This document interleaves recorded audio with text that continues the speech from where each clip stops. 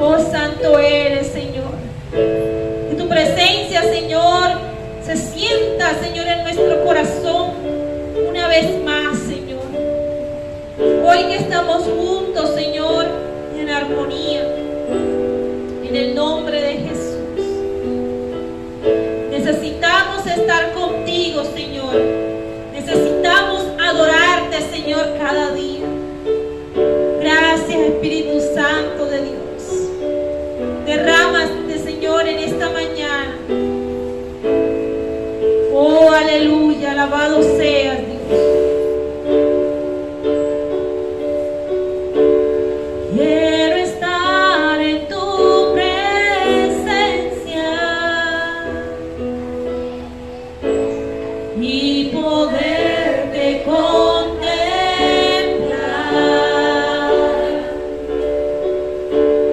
Necesito estar contigo.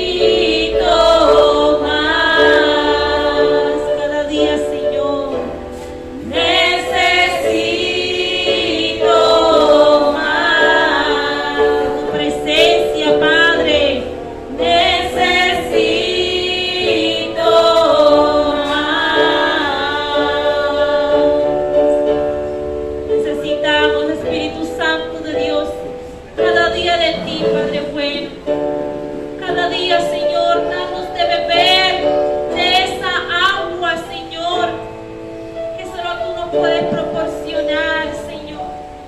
Danos de beber, Señor, para no tener nunca sed cada día, Señor.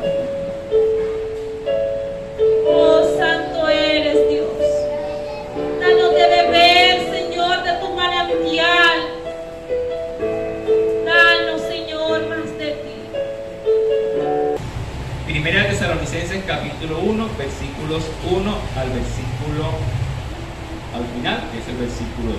Primeramente, si quiere anote allí, en Hechos capítulo 17, versículo 1 al 9, no lo vamos a leer. Hechos capítulo 17, versículo 1 al 9, nos presenta una visita que Pablo hace a ese lugar llamado Tesalónica.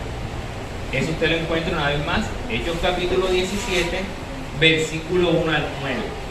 Pablo visita esta región, la región de Tesalónica, que entre otras cosas el nombre de Tesalónica se lo da un hombre porque era el nombre de su esposa. Tenía otro nombre antes, no recuerdo el otro nombre que tenía, y después el que la gobierna le cambia el nombre por Tesalónica, que era el nombre de su amada. Yo me voy de aquí y llamo el nombre de Clemencia Esther, el nombre de tengo que sacar de un nombre. Clemencia está bien, nos recuerda a la hermana de Nelly. Clemencia, aunque ella es Eli, ¿verdad? Eli es Clemencia. Entonces Pablo viaja a ese lugar, a Tesalónicas, y ahí en el capítulo 17 de Hechos nos muestra que él estuvo 3 sábados allí, y 3 semanas, pero resalta que son 3 sábados porque era el día en que ellos compartían el mensaje, la palabra del Señor, el día de reposo. Estuvo 3 sábados allí. Y la gente comenzó a llegar a escuchar el mensaje del Señor, y ahí empezó a florecer una comunidad de creyentes en ese lugar. Parece ser que ya había como una semilla de creyentes allí, y lo que Pablo hace esos 3 sábados es lo que él mismo dice en Corintios: regar esa palabra que ya había sembrado, y empezó eso a florecer. 3 sábados le bastaron a Pablo para levantar una comunidad fuerte allí. Y ahí uno puede de pronto reflexionar en el hecho de que el crecimiento lo da Dios, porque a veces hay iglesias que duran años trabajando y el crecimiento no se ve, pero hay comunidades, pastores, líderes, misioneros que vienen a un lugar y en menos de nada se establece una obra, pero el crecimiento lo da Dios. Y a Pablo solo fueron 3 sábados, 3 semanas para dejar allí una iglesia, en cuanto a números, una iglesia grande. Inicialmente se reunían en la casa de un hombre llamado Yason, o la versión costeña Jasón, Yason. Ahí se reunían porque era la costumbre de la iglesia primitiva. La iglesia primitiva se reunía en las casas, esa era la costumbre. Y en algunas ocasiones se reunían en las sinagogas de aquellos que se habían convertido al evangelio, pero normalmente se reunían en casa. Sí. Ahí en Tesalónica se armó un alboroto, ahí en ese lugar, mientras Pablo estuvo esas 3 semanas. Se armó un alboroto, ¿por qué? Porque se decía que esos creyentes estaban traicionando al César, al emperador romano, y honraban a otro rey. ¿Cuál otro rey? A Jesús. Entonces se armó un alboroto, llegó la gente a arremeter contra la iglesia, contra los hermanos, entraron en la casa de Yason para sacar a los creyentes de allí. Las autoridades de la ciudad tomaron cartas en el asunto y tomaron a Pablo, a Silas y a algunos de los hermanos, los tomaron en custodia. Y luego esos hermanos salen libres de esta situación. Yo coloqué aquí algo. Salen libres de esta situación porque un ángel apareció con una espada y causó temor en las autoridades de la ciudad. Cuando usted lee Hechos 17 no encuentra eso. ¿Por qué digo esto? Porque a veces creemos que Dios nada más libera de maneras espirituales, entre comillas. Porque, por ejemplo, vemos a Pedro que estaba encarcelado y ¿qué pasó? Llegó un ángel, lo tocó, las cadenas cayeron y él salió. Pero en el caso de Pablo, Silas y los hermanos que habían sido tomados por las autoridades, dice Hechos capítulo 17 en el versículo 9, que Yason tuvo que hacer algo y fue meterse la mano al bolsillo y pagar una fianza para que los dejaran libres y pudieran huir. Es decir, que Dios se vale de cualquier cosa para librar a su pueblo. En ese momento se valió del dinero. Hermanos y Yason reunieron dinero para sacar a Pablo y a Silas del pleito que ellos, entre comillas, habían creado con la proclamación del Evangelio de Jesús. Uno mira, por ejemplo, también a Pablo en una ocasión que lo sacan persiguiendo, lo sacan por una canasta y se vuela una pared. O sea, hay un asunto bien de película allí. Pero Dios usa todas esas maneras para librar a su pueblo. Entonces, nunca espere de Dios que actúe nada más de una manera. Es que Dios solo actúa de manera espiritual o así de esta manera. Pero Dios usa cualquier recurso humano para ayudar a su pueblo. Porque entre otras cosas, y no sé, adredes allí que es un ángel que se le apareció. Porque dentro de la iglesia hay un concepto equivocado a veces de los ángeles. Y es que los ángeles, yo puedo llamarlos cuando a mí, perdónenme la expresión, cuando a mí se me dé la gana. Es decir, Señor, que mis ángeles vengan. Dana Sofía ahora sí, estamos tratando de corregirla, dice, que mis ángeles acampen alrededor. Que no, Dana, es que los ángeles de Dios acampan, porque no son tuyos. Están al servicio del pueblo de Dios, pero no están bajo el gobierno y la autoridad del pueblo de Dios, de manera que yo pueda decir que ángel fulano, ven acá a ayudarme, ¿no? O sea, es Dios en su gracia quien puede usar esas maneras espirituales para ayudar al ser humano. Pero hay un sobreénfasis en los ángeles, a tal grado que pareciera que ellos son más importantes inclusive que el mismo Dios. Cuando uno lee el Salmo 91 que dice, el ángel de Jehová acampa alrededor de los que le temen y los defiende, cuando uno lee eso, cuando hace esa expresión del ángel de Jehová, es el mismo Dios. No es un ángel ajeno a Dios, es el mismo Dios. Uno se mira los relatos del Antiguo Testamento y ve la aparición de Dios en medio de situaciones difíciles del pueblo. Que los ángeles son reales, claro que sí, pero no están bajo su gobierno y bajo mi gobierno. Son servidores suyos y Dios los envía cuando a Él le agrada, cuando Él desea. Esa va a creer si que, perdónenme, lo voy a decir, no, que activar mis ángeles, o sea, eso que es una, no sé, un programa, que es esa cosa que voy a activarlo, no. Ese es un lenguaje que usted busca la Biblia y no lo encuentra en la Biblia, no es un lenguaje bíblico. Señor, activo mis ángeles ahora mismo. No, ese no es un lenguaje bíblico. Y si usted cree que es un lenguaje bíblico, me lo puede demostrar por la palabra y yo desde el domingo que viene empiezo a activar ángeles. Claro que sí, no, porque yo puede que me esté equivocando y si me equivoco debo cambiar. El próximo domingo enseguida activo ángeles aquí, allá, allí. Entonces hay que tratar de corregir nuestro lenguaje.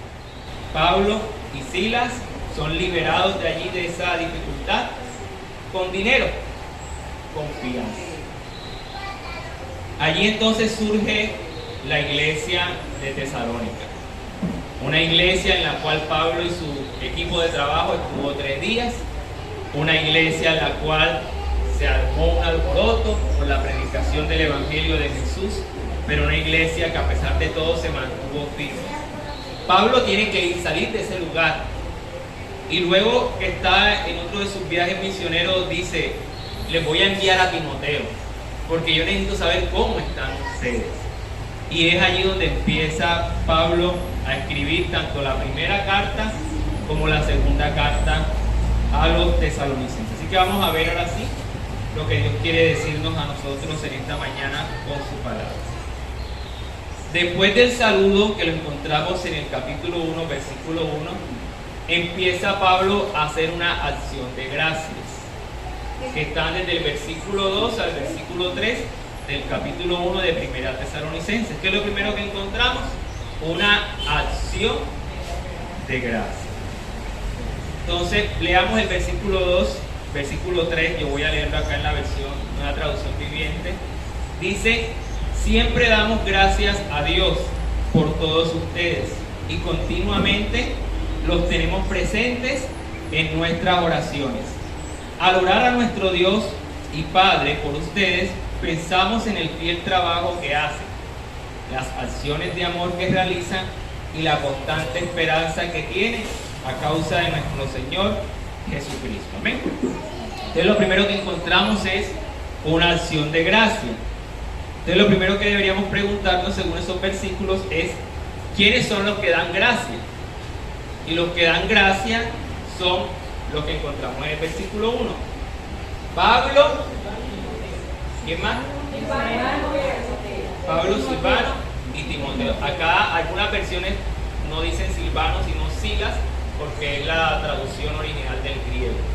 Pablo, Silvano o Silas y Timoteo. Ellos tres como equipo de trabajo dan gracias a Dios. Entonces lo primero que encontramos es ¿quiénes dan gracias a Dios? Pablo, es decir, el liderazgo. El liderazgo son los que dan gracias. Segundo, ¿cuándo dan gracias? ¿Cierto? ¿Cuándo dan gracias? Versículo 2 acá en la versión que yo tengo dice siempre damos gracias. ¿Siempre es cuándo? Siempre. Pastor, te hace unas preguntas tan obvias. En todo momento. Siempre damos gracias a Dios. ¿Quiénes dan gracias? Pablo, Silvano y Timoteo. ¿Cuándo dan gracias? Siempre. Lo tercero sería, ¿por quién dan gracias? Siempre damos gracias a Dios por todos el montón de gente que se convirtió al Evangelio allí en el viaje de Pablo a Tesalónica. Entonces, ¿por quién dan gracias? Por todos. Y esto parece de pronto sencillo a veces de entenderlo, porque uno dice, bueno, yo puedo hacer lo siguiente: Señor, te pido por toda la iglesia Centro Evangélico, guárdalo, bendícelo, en nombre de Jesús, amén. Y así me ahorro horas de oración y los meto a todos en una misma bolsa. Yo digo, más fácil es orar así, Señor, bendícelos a todos, tú los conoces por nombre propio, cédula. Pero parece ser que la intención de Pablo de decirnos que da gracias a Dios por todos ellos no es esa la que yo estoy mostrándoles, de encerrarlos a todos en una bolsa y decir, Señor, bendice a la iglesia en Tesalónica. Parece ser que hay una intención de Pablo en mostrarnos que inclusive él daba gracias a Dios por cada uno de ellos. Más adelante lo vamos a mirar por nombre propio. Hay un pasaje bíblico, vamos a buscarlo, de pronto no lo vamos a poder leer todo, pero la primera o segunda vez que lo leí, no recuerdo exactamente, mis lágrimas salieron, mis ojos se llenaron de lágrimas por leer el capítulo 16 de Romanos. Por leer el capítulo 16 del libro de Romanos. Capítulo 16 del libro de Romanos dice así: les encomiendo, de pronto no tendrá sentido, pero ahorita lo va a tener. Les encomiendo a nuestra hermana Febe, quien es diaconisa de la iglesia en Cencrea. Recíbanla en el Señor como digna de honra en el pueblo de Dios. Ayúdenla en todo lo que necesitan, porque ella ha sido de ayuda para muchos, especialmente para mí. Escuchen, den mis saludes a Priscila y a Aquila, mis colaboradores en el ministerio de Cristo Jesús. De hecho, ellos una vez sacrificaron la vida por mí. Yo les estoy agradecido, igual que toda la iglesia de los gentiles. Den también mis saludos a la iglesia que se reúne en el hogar de ellos. Saluden a mi querido amigo Epéneto, no sé cómo dice allá la versión. Así es. Él fue el primero de toda la provincia de Asia que se convirtió en seguidor de Cristo. Mire esos detalles. Denle mis saludos a María, quien ha trabajado tanto por ustedes. Saluden a Andrónico, por si quieren ponerle ese nombre, y a Junias, judíos como yo, quienes estuvieron en la cárcel conmigo. Ellos son muy respetados entre los apóstoles. y se hicieron seguidores de Cristo antes que yo. Versículo 8. Saluden a Amplias. No sé si era que era amplia. Saludes a Amplias, aunque parece que era hombre, mi querido amigo, estoy equivocado, mi querido amigo en el Señor. Saludes también a Urbano, nombre bonito, ¿verdad? Nombres hermosos. Y a mi querido amigo Estaquis. Está aquí ese hermano. Saluden a Apeles, un buen nombre aprobado por Cristo. Y den mi saludo a los creyentes de la familia de Aristóbulo. Saludes a Herodión. Y total, Pablo comienza a mandar saludes. O sea, parece de esa gente de las cobas de los picos. Saludes a fulanito de tal. En la calle no sé qué, allá en el Milagroso. O los que cantan vallenato, que cada rato que saludan y saludan y saludan. ¿Por qué lloré cuando yo leí esto? Y uno dice, bueno, esto da como risa por los nombres que tiene. Número uno, la escritura en aquel tiempo era una cuestión costosa. Los que han estado conmigo en las clases, y adelanto para algunos, se escribía en pergamino. El pergamino era costoso. La tinta con que se escribía era costosa. Y llegar al punto de escribir nombre por nombre era una cuestión económicamente de una gran inversión. Pero además de eso, no solo la inversión económica que esto acarrea, era el amor de Pablo por la iglesia. Al punto de no decir, salúdame a toda esa gente de allá de Roma, sino por nombre propio, recordar inclusive históricamente qué sucedió. Mire que se acuerda de un hombre que fue el primer seguidor de Cristo en un lugar. Pareciera ser que Pablo tenía, como el pastor, sus notas donde escribía los nombres. Yo me imagino a Pablo con un computador en ese entonces y con una secretaria, escribiendo toda la tarea de todas las iglesias y todos los nombres. Entonces creo yo que hay una intención de Pablo en decir que él se acuerda de ellos, de todos ellos en las oraciones, pero era porque se acordaba con ellos por nombre propio, así como lo escribe en el capítulo 16 de Romanos. Pastor, ¿y qué hace la diferencia en eso? Nosotros normalmente en la iglesia, a veces bueno, esto porque es una iglesia pequeña, pero una iglesia grande, todo el mundo es hermano y hermana. ¿Y cómo se llama el hermano? Hermano. ¿Cómo se llama? Hermana. Pero qué bueno es que usted y yo podamos aprendernos los nombres de las personas. No solamente llamarlo hey, tú, no. Saber el nombre propio de cada persona. Y otra de las cosas que Pablo también quiere transmitirle a la iglesia de Tesalonicenses con este saludo y con esta acción de gracia es que ellos son importantes también para la iglesia. Y son importantes para Pablo, Silvano y Timoteo. No hay mejor aliciente de pronto que usted le pueda decir a un hermano, Judy, estoy orando por ti.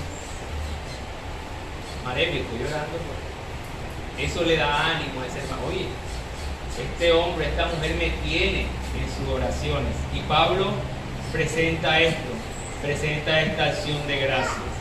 La presenta Pablo, Silas y Timoteo. Lo hacen siempre y lo hacen por todos.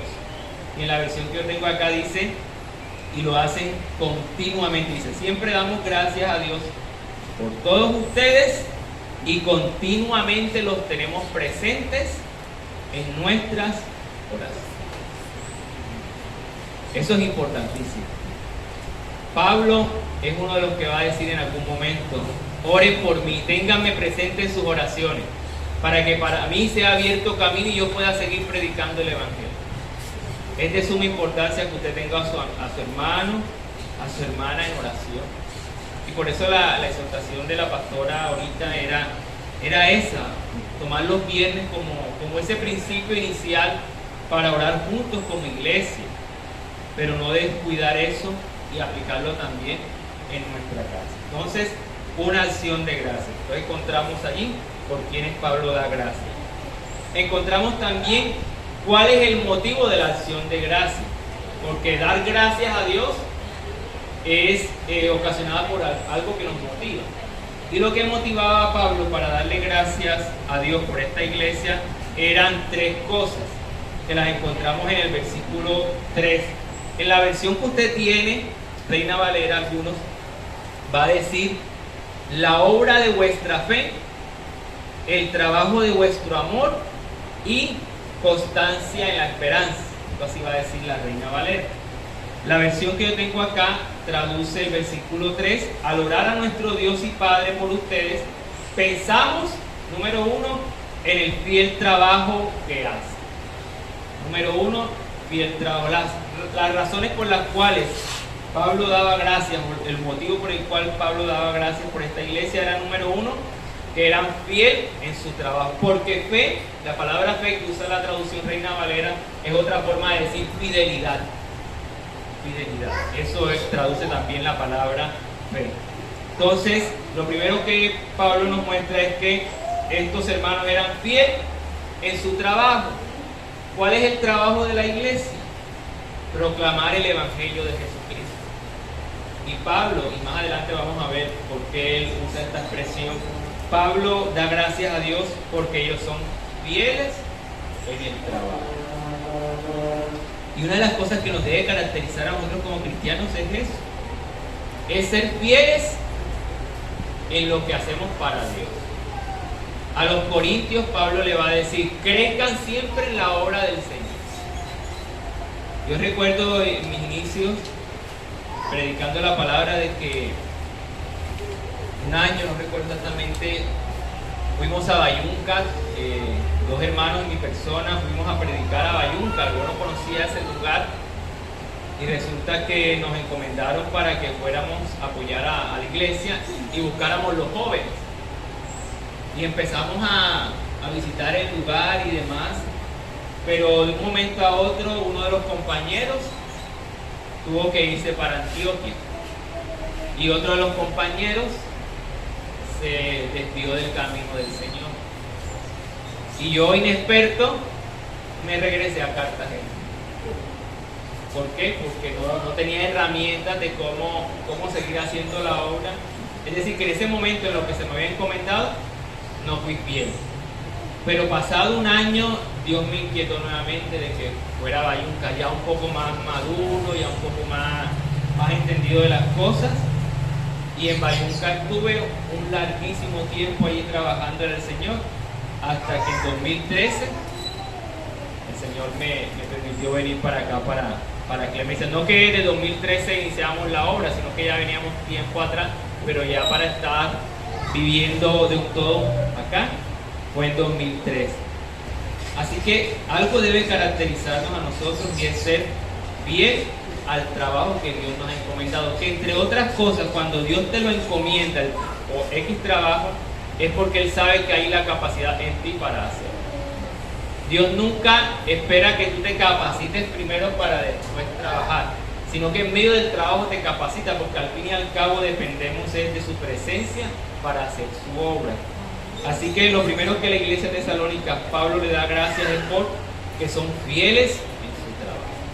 Que Dios nos haya a nosotros también fieles, que no tiremos la toalla, que cuando queramos tirarla, el mismo Señor nos coja como cogió a Abraham un momento y le dijo: no lances el cuchillo.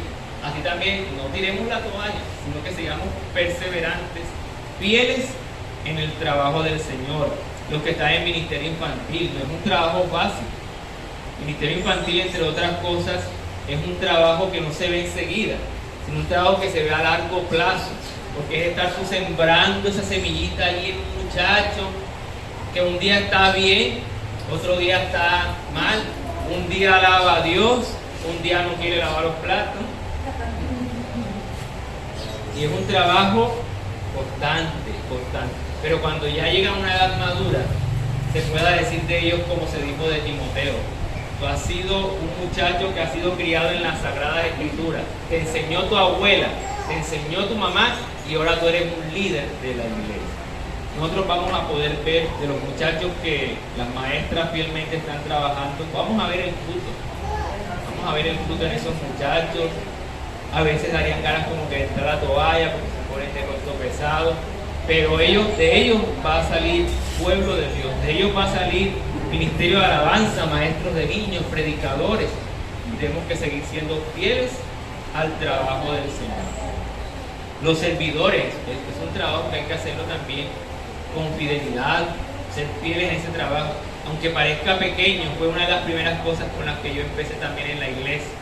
Antes de estar predicando en un lugar, lo primero que, bueno, allá le llamaban staff, que es otra forma, que es la forma gringa de decirle servidor. Ella era servidor de los jóvenes y llegaba de primero y tenía que irme de último. Y los servicios de los jóvenes se hacían normalmente, bueno, la hermana María conoce, en la parte de afuera del colegio El Salvador. Y cuando llovía, como un mes de esto, que ya uno había arreglado las sillas y todo bien bonito para que se sentara el joven que iba a venir al culto de jóvenes, empezaba el agua, nos encerrábamos en el templo a esperar que escampara para sacar el agua, desacomodar las sillas, limpiarlas y otra vez colocar. Al final, quedarnos para guardar los instrumentos y quedarnos después chachareando con los demás jóvenes, pero era un trabajo allí que tenemos que hacer con fidelidad. ¿Dónde empecé? Limpiando una silla. A mi esposa dice que ella le tocó limpiar baños, ¿ves? A mí nunca, no me tocó, pero ella sí.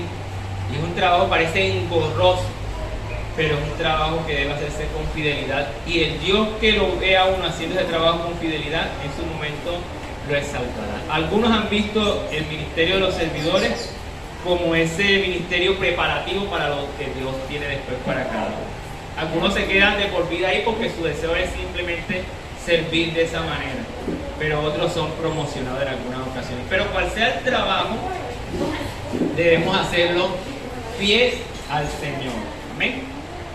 Lo otro que Pablo resalta, y que es lo que motiva a él la acción de gracia, es las acciones de amor. Traduce acá, allá traduce el trabajo de vuestro amor. Trabajo es una acción. Las acciones de amor. Es decir, lo que la iglesia de Tesalónica hacía era motivado por el amor. Era motivado por el amor. Y todo lo que usted y yo hagamos tiene que tener como motivación el amor primeramente a Dios y el amor al que usted va a servir. Voy a limpiar esta silla aquí. No la limpie así, porque el que se va a sentar va a sentir algo raro. Perdone de pronto la exageración, pero hay que hacerlo con amor. Los niños, necesitan bastante amor. Hay que trabajar a esos muchachos con amor, inclusive con paciencia, pero debe hacerse, todo acto debe hacerse en amor. La corrección, la exhortación, el consejo debe ser en amor. Y eso era lo que caracterizaba a esta iglesia y motivaba a Pablo para dar acción de gracia, que lo que ellos hacían, lo hacían en amor y con amor. Así debe ser cada una de las cosas que usted iba a hacer, desde algo muy pequeño ante los ojos de los hombres hasta algo muy grande, que usted debe hacerlo con amor.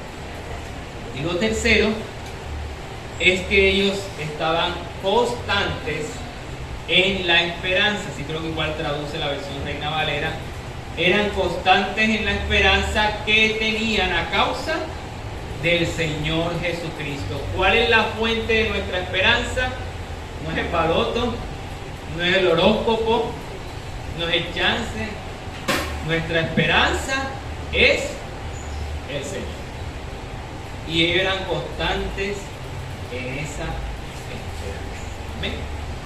Eso es lo que motivaba su corazón a seguir siendo fieles al trabajo, a seguir haciendo las obras que hacían, valga la redundancia, en amor, porque tenían su esperanza puesta en Jesús. Amén. Entonces, tres cositas por las cuales Pablo da gracias: eran fieles al trabajo, sus acciones eran acciones de amor y eran constantes en la esperanza en el Señor. Amén. En eso usted y yo también debemos caracterizar. Fieles en el trabajo, lo que hacemos lo hacemos con amor y ser constantes en la esperanza en nuestro Señor Jesucristo. Los versículos que vienen, versículos 4 al versículo 9, encontramos el resultado del mensaje del Evangelio predicado por Pablo. El resultado del mensaje o del Evangelio predicado por Pablo. Porque mire lo que voy a decir, o escúcheme lo que le voy a decir. Cuando alguien predica la palabra, debe haber un resultado. A corto, mediano o largo plazo, pero debe haber un resultado. Antes de leer los textos, quiero comentarles, aquí estuvo una iglesia hace varios años, no recuerdo exactamente, menos de 3 años. Ellos empezaron aquí con una campaña, creo que fueron 3-4 días, que colocó al pueblo patas para arriba. Eso me comentaron, yo no estuve, que eso hubo un milagro, liberación, hubo un montón de cosas ese día, en esos días de campaña. Al hacer eso, ellos dijeron, bueno, tenemos un grupo aquí ya para trabajar. Domingo siguiente empiezan su primer culto dominical. Cuando abren el servicio, unos cuantos son los que llegan. Y uno diría, y esa multitud que estuvo en las campañas, recibiendo de Dios muchas cosas, y se les invitó persona por persona para que estuvieran en esa primera reunión, y no estuvieron. Luego, bueno, unos comenzaron a ir, a asistir. Yo hablé con el pastor de esa iglesia en un momento, hablarles sobre un proyecto que teníamos. Pero luego ellos de un tiempo, al no ver frutos en las personas, a no ver transformación de vida, a no haber inclusive personas que dieran su decisión de fe bajando a las aguas, ellos decidieron coger sus instrumentos e irse. ¿Por qué? Porque consideraron ellos, y quizás lo manejan en su administración, consideraron como iglesia que después de un tiempo debía haber una evidencia del fruto. Quizás para algunos fue prematuro que partieran, salieran de este lugar, para otros quizás no, pero detrás de eso ¿qué hay? Que cada iglesia, cada grupo que se inicia debe mostrar frutos. Debe haber frutos dignos de la obra del Señor. Así que cada obra que se establece en cualquier lugar, su clara evidencia de que Dios está con ellos debe ser frutos. Si no hay frutos, ¿cuáles frutos? Frutos de transformación de vida. Uno debe tener 2 cosas que hacer. 1, pensar si Dios lo ha llamado a ese ministerio o a estar en ese lugar. 2, cuáles son nuestras verdaderas motivaciones para venir a un lugar. Porque en muchas ocasiones, mis hermanos, y discúlpenme lo que voy a decir, la motivación de algunos es el dinero. Y yo voy y recojo una ofrenda, pero si la gente se transforma o no, no me importa. Lo importante es que yo tenga los pasajes para regresarme para la casa, para Barranquilla, para donde. Pero la intención es uno poder estar en el lugar y formar discípulos. Cristo Jesús le dijo a sus discípulos, ir por todo el mundo y predicar el Evangelio. Vayan y hagan discípulos. El Señor no me mandó a mí a pasear el pueblo, en el sentido de yo nada más caminarlo por querer caminar. Me mandó aquí a hacer discípulos. Y yo doy gracias por los discípulos que están aquí. Algunos discípulos se quedaron en la casa por el frío, qué sé yo. Pero esta iglesia cuenta con discípulos, hombres y mujeres que están luchando para vivir para Dios.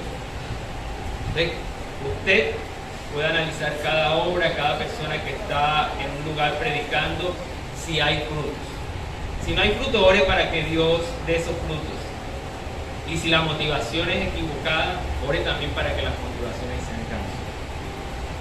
Pablo se da cuenta o transmite a la iglesia que hay ciertos resultados por causa del Evangelio. Mire versículo 4.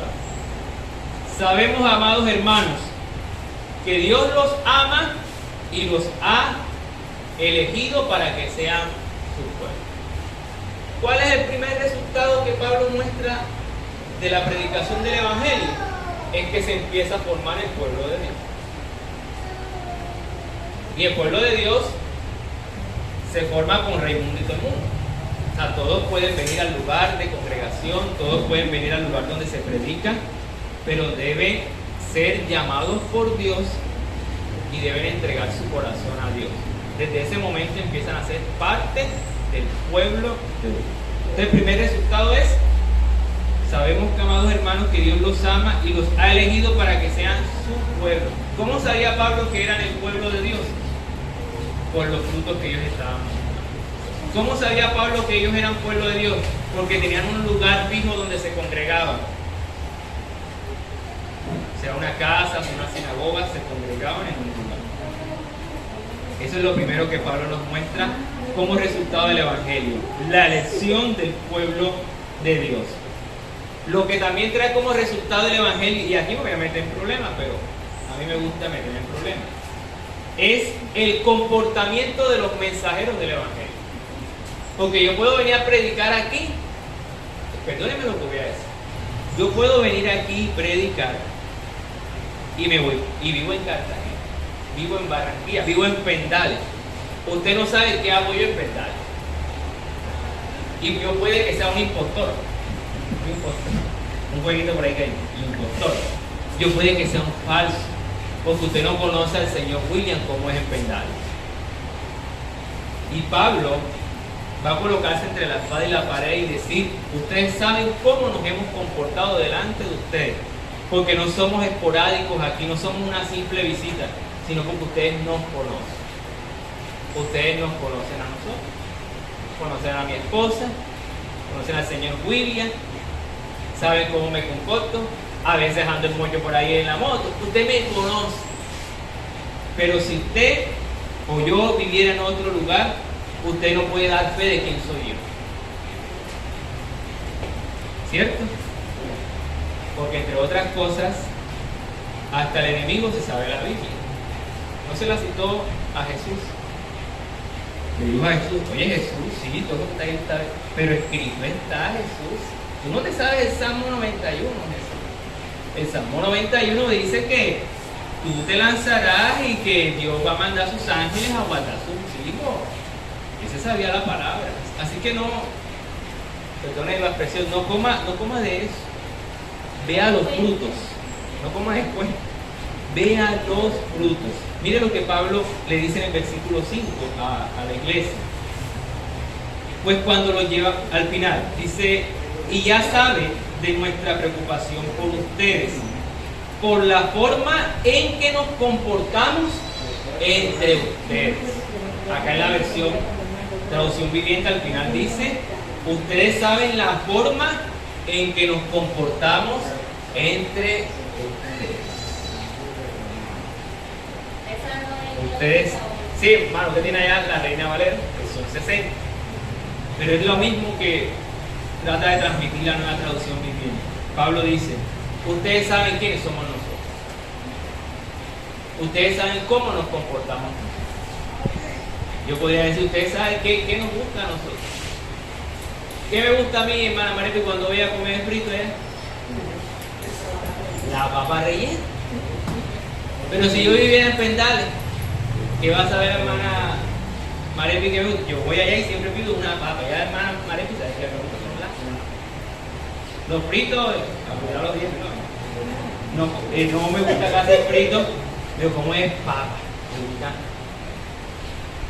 Y usted sabe cómo nos comportamos. Es más, estuve visitando a Jopper una vez y Jopper, la mayor petico alto, y yo hice una expresión y Jopper se echó a reír y ellos ya me conocen.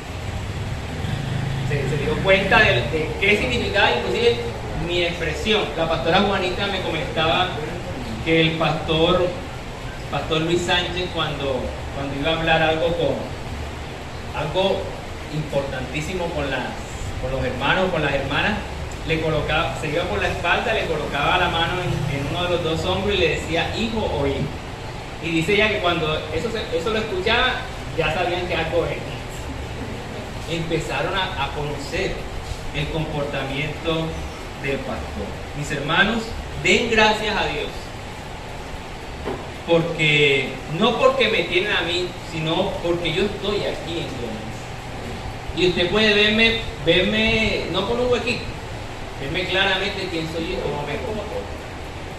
Y creo que algunos se han dado cuenta que lo mismo que soy aquí dentro del campo, soy allá.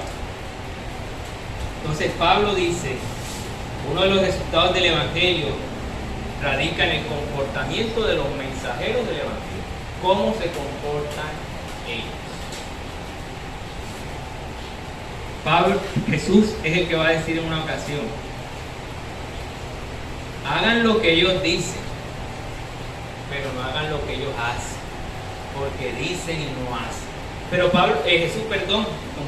Jesús no dice eso para dar a entender, no importa lo que haga la gente que haga lo que quiera, lo importante es el mensaje. No. Jesús está transmitiendo eso para decirle a los discípulos, no sean como ellos, que lo que ustedes predican con sus palabras, también lo prediquen con su estilo de vida. Porque entre otras cosas, mis hermanos, la única Biblia que mucha gente quizás va a leer es su vida y es mi vida. Hay gente que no tiene tiempo ni quiere leer la Biblia, pero lee la Biblia en la vida del creyente, en la vida del discípulo, en la vida del Hijo de Dios, sin necesidad de tener la Biblia debajo del brazo. Porque es fácil tenerla debajo del brazo, pero difícil es comprometerse en cumplir. Por eso Pablo en alguna ocasión va a decir también que ellos son cartas abiertas.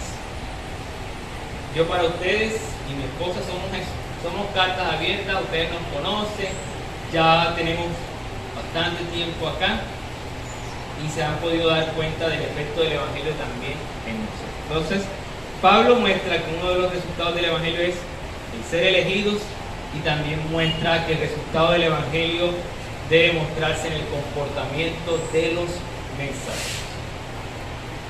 Lo tercero que vemos allí en esa segunda parte es una invitación que hay, una invitación que hay en el versículo 6. Acá dice, así que recibieron el mensaje con la alegría del Espíritu Santo, a pesar del gran sufrimiento que les trajo.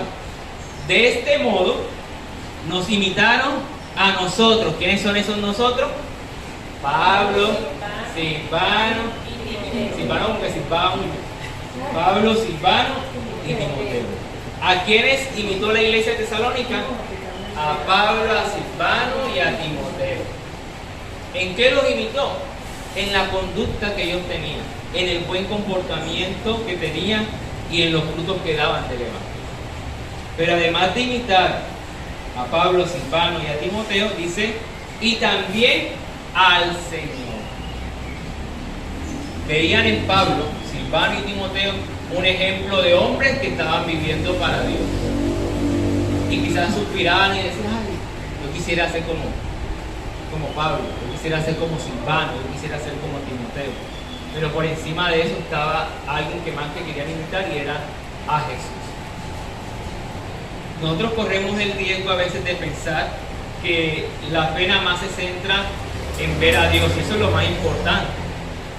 Pero también mi testimonio, su testimonio puede dar de qué hablar, para bien o para mal, a una persona que no conoce de Dios. Entonces usted y yo debemos convertirnos en hombres y mujeres dignos de imitar, no por posición económica, nombre, vestimenta o cualquier otra cosa, sino por la actitud que usted tiene. Ayer sucedió algo. Yo estoy en un banquito, estamos en un banquito, aquí hay varias que están en ese banquito, y alguien que no pudo estar me encomendó su dinero, su plata. Ayer entregaron un dinero, entonces me decían, no, pero compre eso en acciones, que haga tal cosa. Yo le decía, no, pero es que no hay ningún problema, y no hay ningún problema para ustedes, pero para mí sí. ¿Por qué? Porque ella no me ha autorizado qué hacer con ese dinero. Yo no puedo tomar atribución de algo que no es mío. Bueno, ya, no sé qué. Yo, parece ser algo que es como que exagerado. Así, al importar, no importa qué se haga con ese dinero. Entonces lo dice y ya, no. Yo dije, no, déjenle su dinero allí. En la siguiente reunión ella sabrá qué hacer con eso. Le dije, el problema no es ella, el problema no son ustedes. Déjenme mi forma de pensar, yo quiero ser así soy yo. Entonces, en esas cositas, uno dice, bueno, esto es algo digno de imitar. A pesar de que es un dinero que él puede reportar qué hacer con eso, y muchos estaban diciendo, ay no, que el que hace el mandado le queda tanto. A mí me quedaron 700 pesos. Y yo le dije a la señora, mire, me quedaron 700. Le entregué sus 700 pesos. Yo pude decir, no, esos 700 son míos por haberle hecho el favor. No iba a dormir tranquilo, no por el agua lluvia, sino por los 700 pesos aquí. Y yo creo que Dios nos llama a ser así, a ser fieles a Él. Y la gente ve eso y te tilda de exagerado, de religioso, o dice, oye, voy a imitar a esa persona. Eso es una buena actitud. Entonces, Pablo plantea una imitación. Imitaban a los servidores, imitaban al equipo de trabajo y también imitaban a Jesús. Ya estamos por terminar. Lo último que aquí encontramos es un ejemplo, que ellos eran un ejemplo para todos. La iglesia tesalónica era un ejemplo para todos. Versículos 7 al 9 dice, como resultado han llegado a ser un ejemplo para todos los creyentes de Grecia, es decir, por toda Macedonia y Acaya. Y ahora la palabra del Señor está siendo anunciada partiendo de ustedes a gente de todas partes, aún más allá de Macedonia y Acaya. Pues a donde quiera que vamos encontramos personas que nos hablan de la fe que ustedes tienen en Dios. No hace falta que se la mencionemos, pues no dejan de hablar de lo maravilloso, de la maravillosa bienvenida que ustedes nos dieron y de cómo se apartaron de los ídolos para servir al Dios vivo y verdadero. La iglesia tesalónica estaba haciendo un ejemplo a los de afuera, que cuando se encontraban con Pablo, Silvano y Timoteo y decían, oye, esa gente de allá, tremendos hombres y mujeres de Dios, ellos no tenían que estar promoviendo sus buenas obras o las buenas cosas que hacían, no tenían que estar promoviendo su fiel trabajo, sus acciones de amor o su constancia en la esperanza. Simplemente lo que ellos hacían era un testimonio, inclusive a los que no conocían de Dios. He dicho esta frase muchas veces, que dijo alguien en la antigüedad, San Agustín, dijo, vamos a predicar y si es necesario abrimos la boca, porque él era uno de los fieles defensores de que se predicaba con el testimonio. Y qué bueno que ustedes puedan hablar bien, sin que usted abra su boca, porque la Biblia dice en Proverbios, alábete el extraño y no tu propia ley, que otro pueda dar fe de tu buen caminar en el Señor, que otro pueda dar fe de tu buen comportamiento en el Señor. Y eso va a hacerte testimonio inclusive a muchos. No, yo vine a esa iglesia porque yo vi que esa persona ha cambiado su vida y empiezan a buscar también del Señor. Entonces, la iglesia de Tesalónica con su testimonio estaban siendo un ejemplo a los de afuera. Que nosotros aquí como centro evangélico seamos sal y luz a los de afuera, seamos un ejemplo a los de afuera, que con su testimonio y mi testimonio muchos hablen bien. Desafortunadamente algunos que hicieron y han hecho parte de la iglesia han dado un mal testimonio, pero nuestra oración debe ser para que ellos se restauren. Y hablo de nosotros como iglesia local, debemos orar para la plena restauración de aquellos hermanos y hermanas que una vez estuvieron caminando con nosotros, pero el afán de este mundo les encegueció y dieron un paso al costado del camino del Señor. Dios les ayude a ellos a volver al Señor. Amén. Y finalmente, en el versículo 10, para ya terminar, dice lo siguiente: también comentan cómo ustedes esperan con ansias la venida del Señor, desde el cielo, del Hijo de Dios, Jesús, a quien Dios levantó de los muertos. Él es quien nos rescató de los horrores del juicio venidero. Primera Tesalonicenses y Segunda Tesalonicenses, entre otras cosas, tocan mucho el tema de la venida del Señor, o la segunda venida, o la aparición del Señor. Y Pablo dice, ustedes como iglesia están esperando el regreso del Señor. Pero mire lo que le voy a decir. Esa espera del regreso del Señor no era una espera sentada, Señor algún día viene, sin hacer nada, sino que ya Él viene dando gracias, ¿cierto? Son fieles al trabajo, hacen acciones de amor, son constantes en la esperanza, son ejemplos a muchos del Evangelio, y lo son porque esperan a Jesús, pero mientras estén en esta tierra hay algo que hacer. Y a veces en cuanto a la venida del Señor, perdónenme lo que voy a decir, se ha pensado simplemente que el Señor viene y ya listo, vámonos con Él. No. Mientras esperamos que Él venga, hay una tarea que hay que hacer en esta tierra. Para cuando Él venga pueda decir de nosotros: buen siervo fiel, en lo poco fuiste fiel, sobre mucho te pondré, entra en el gozo de tu Señor. No es cruzarnos de brazos, no es simplemente esperar, sino esperar con paciencia, pero esperar también con acciones, trabajo que hacer para la obra del Señor. Entonces Pablo dice a esta iglesia: ustedes están esperando el regreso del Señor, que entre otras cosas, la venida del Señor es incierta, nadie puede dar fecha. Quien da fecha estará haciendo una mala interpretación de la Biblia. No sabemos cómo será. La Biblia dice que un abrir y cerrar de ojos, que al final trompeta, pero lo importante no es cómo será, sino que va a ser. Él vendrá. De alguna u otra manera, su palabra nos muestra que Él vendrá por segunda vez por su iglesia. ¿Cómo lo va a hacer?